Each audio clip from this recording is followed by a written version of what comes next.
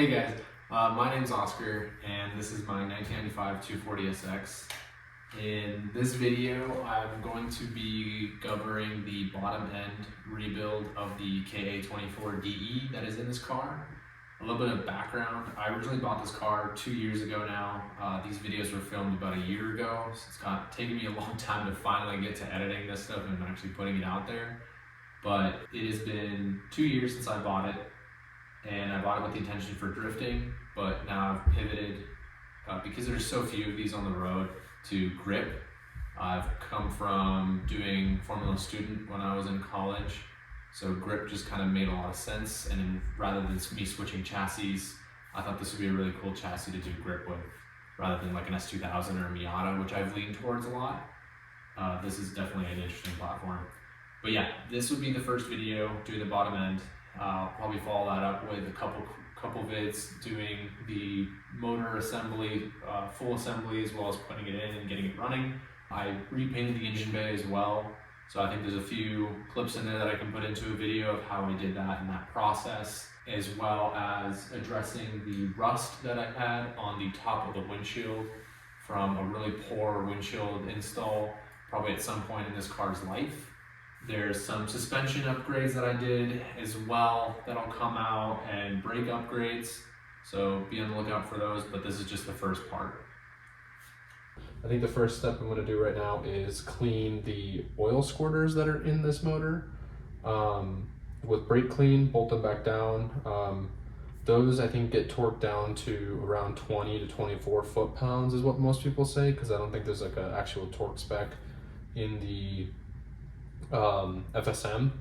As you're going through this process, you should also make sure that you clean out all the passages, especially the oil passages, for any debris from the machining process that the shop could have left over.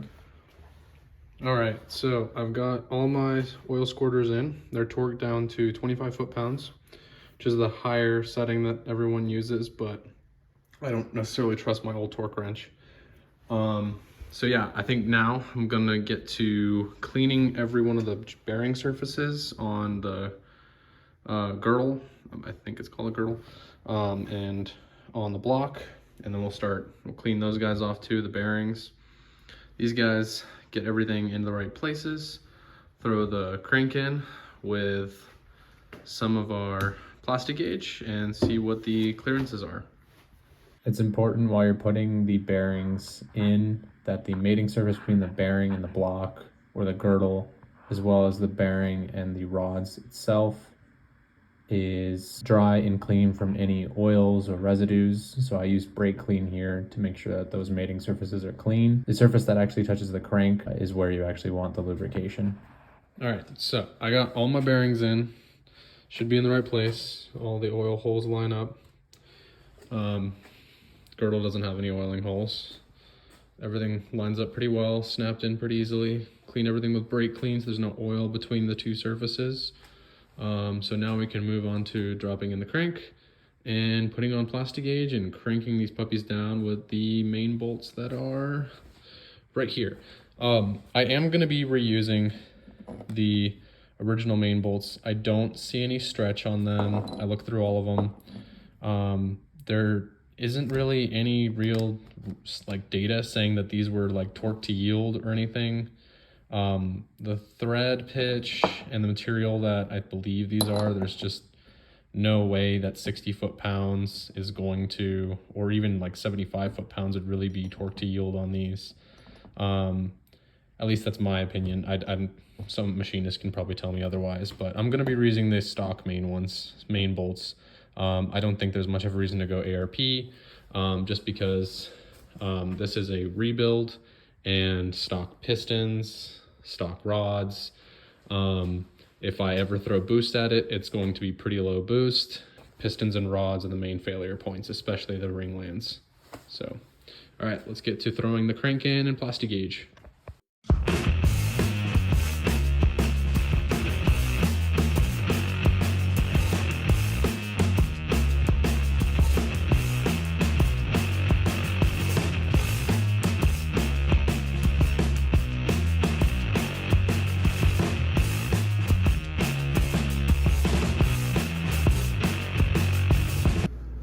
All right, I got my plastic gauge all lined up. Someone's probably gonna yell at me for doing something wrong, but you know, we're gonna give it a shot. This is my first time.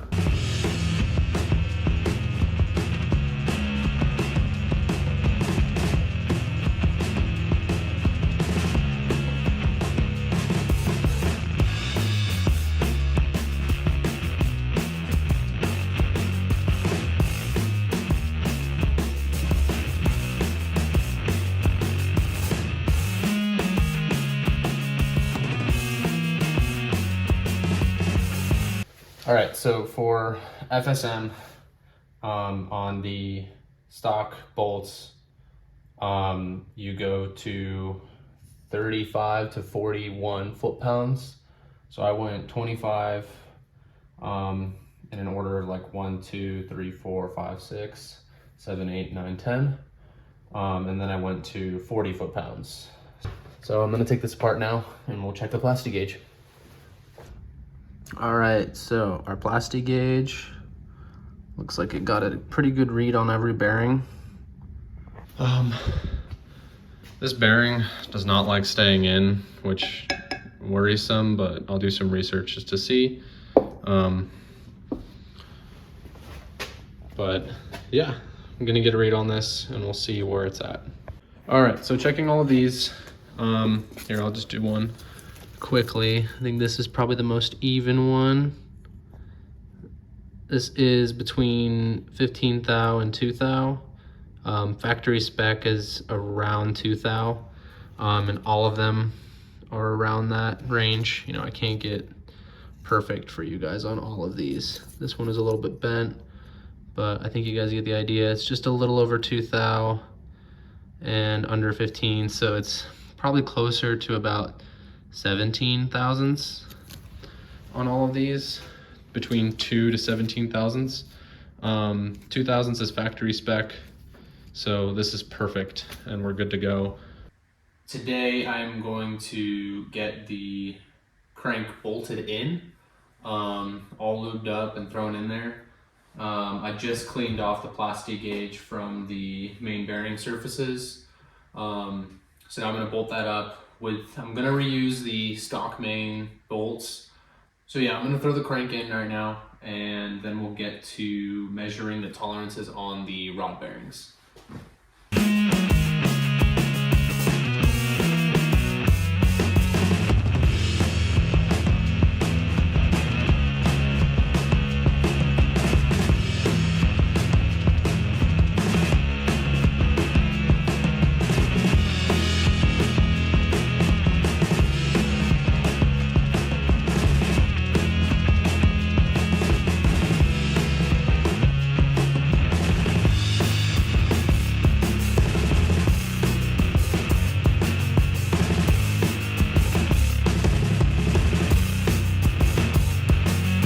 All right, guys, so we got the crank installed. Everything's torqued down. I first went to 25 foot-pounds and then to 40 foot-pounds in the correct order according to FSM. FSM states 35 to 41 foot-pounds, so I just went to 40. Everything's lubed up, bearings are in. It's all spinning nice, feels good to me. Now we can get started on organizing all the piston rings and starting to gap those out. So when I install them, I can start doing the rod bearing clearances. Yeah, let's get going on that.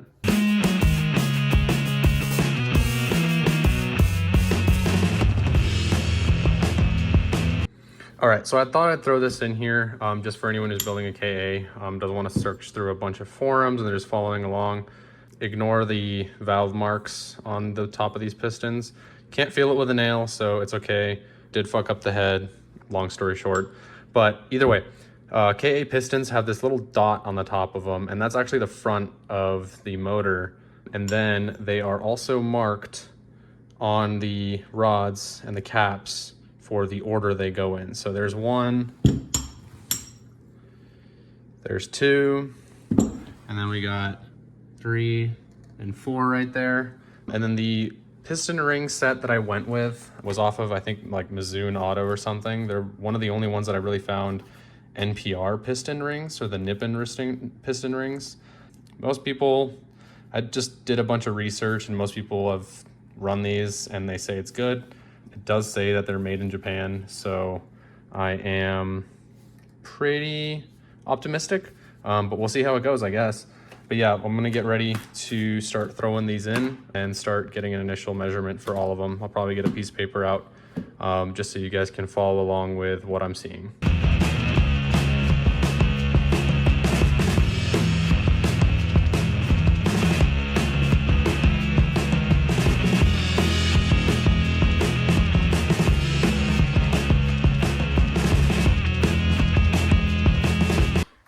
So it's been a while since I updated the videos, or at least a while for me.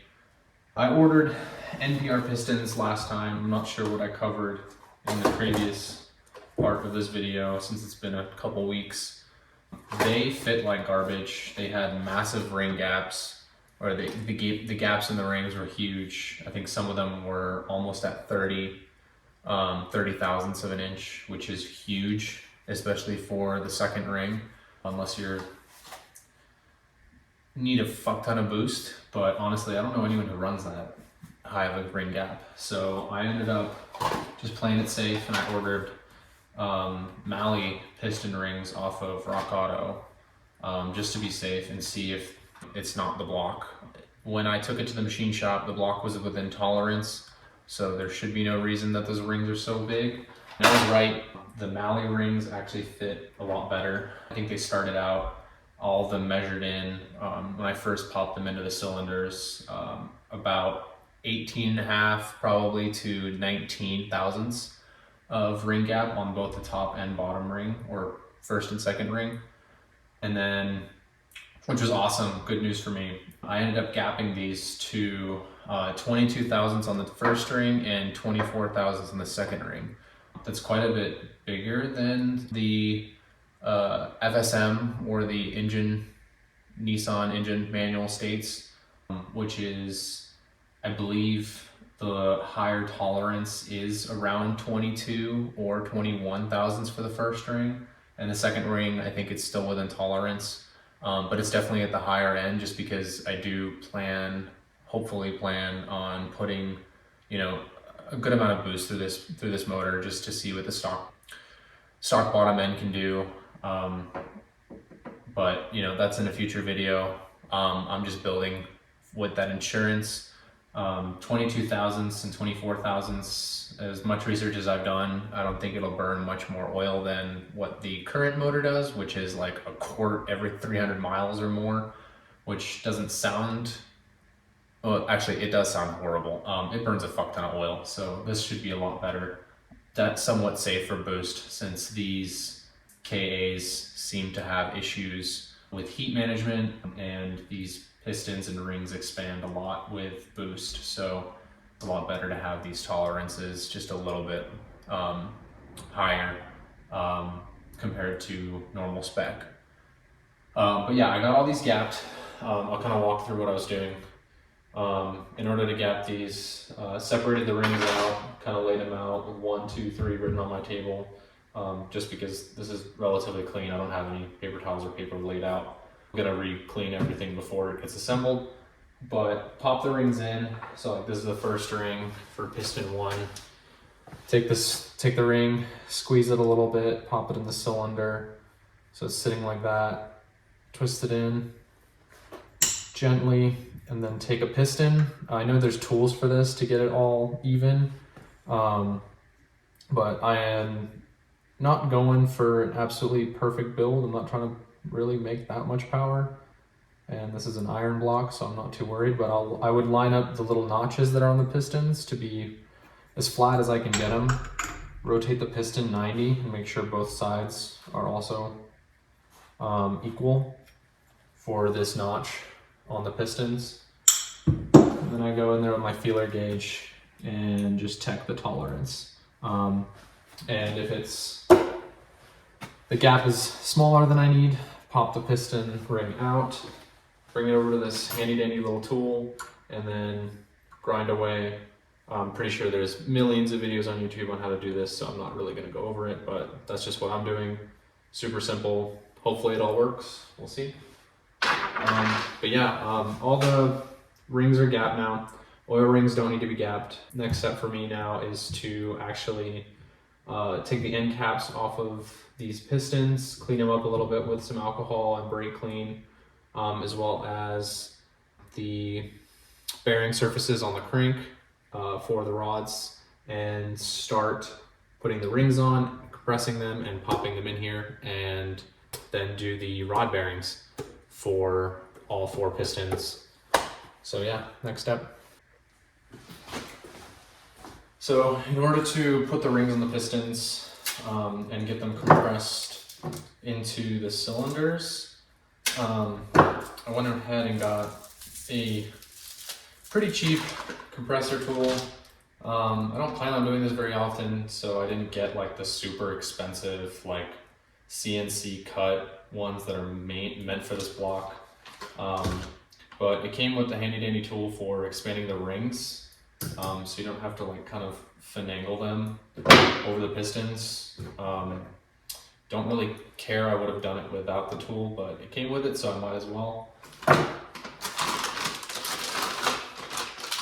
A lot of this stuff just came from Amazon. Pretty simple shit.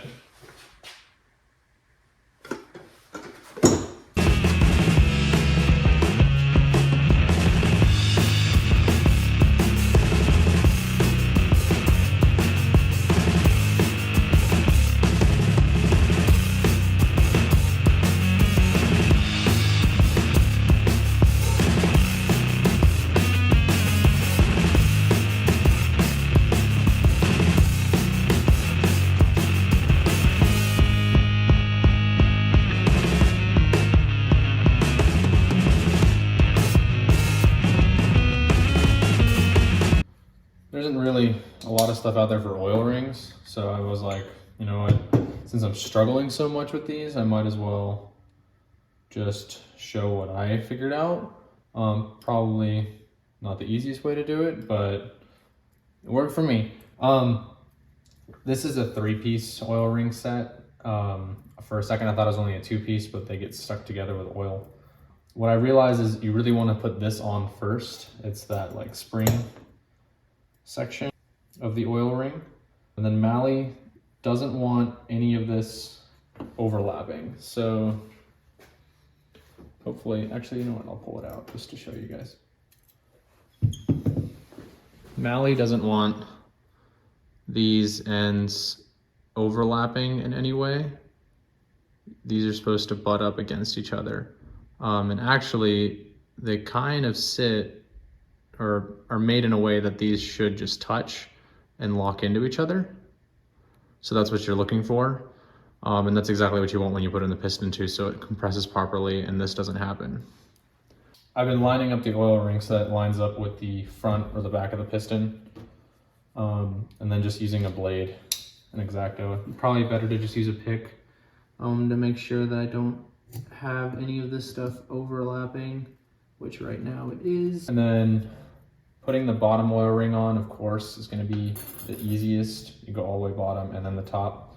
But Mally says to do bottom ring 90 degrees from where that joint is on the spring ring, and then 90 degrees left if you're looking at it from top down, and then the top ring is 90 degrees to the right from that. So these are 180 apart from each other in terms of their gaps.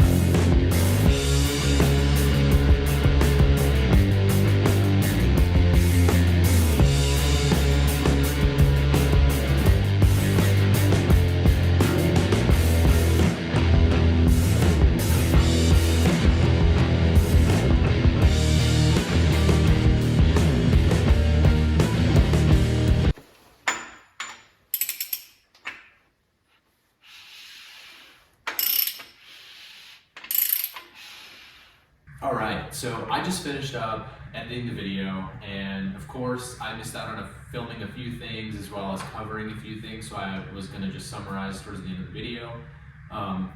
One big thing I wanted to say is that none of these videos are really how-to videos. There's plenty of really good resources such as forums, FSMs, YouTube videos where people smarter than me show you how to do engine rebuilds and other stuff. And I'm not going to do that. I don't want to be the guy who tells you something wrong. So far, the motor runs and it's been great for well over 1,000, 2,000 miles probably now, or maybe almost 3,000. It's been great. But again, none of these videos, what I'm doing in this channel is going to be a how-to. So don't expect very good details. Hopefully you learn something from it, but honestly, I'm just filming it for shits and giggles. Probably shouldn't say that, so I'll bleep it. But the one reason that you probably see the car with its hood on in the background while I'm doing the block rebuild is not because I took the motor out and put the hood back on, but it's because I actually bought a second motor to build while this one sat at the side, or sat inside the car. And that was just because when I bought the second motor, I was still driving the car around, and I really wanted to keep driving the car around until it started snowing in Colorado where I live. So I bought second motor, took it to the machine shop, gave it them as much time as they needed. Honestly, it made a lot of sense, especially with how long it took for me to do everything and learn all this stuff at the same time. So that's why you see I have the car just sitting in good condition, basically, with a secondary motor that I can work on and a secondary head, which we'll get to in another video. I realized through editing this, I didn't film the part where I plasti gauged the rod bearings. As far as I remember, as well as the Excel sheet I have, everything measured within tolerance of the FSM, so I just bolted it all up, but I didn't film it, of course, but it's exactly the same process as the crank, just bolting everything together to its actual spec and then measuring it with the actual gauge that you get in the pack of plasti gauge. But overall, thank you guys for watching. This is the first video I produced in a while. I used to have an older channel, but I can't get access to it, so this is a whole new one. I will get better with making these videos, hopefully. This has definitely been a challenge with how I filmed these clips a year ago, and I'm now finally getting to editing everything. So I'm learning a lot, realizing things that I missed, and will, put it in my head for next time to do. But yeah, thank you guys for watching. Hopefully you stick around for some of the other parts.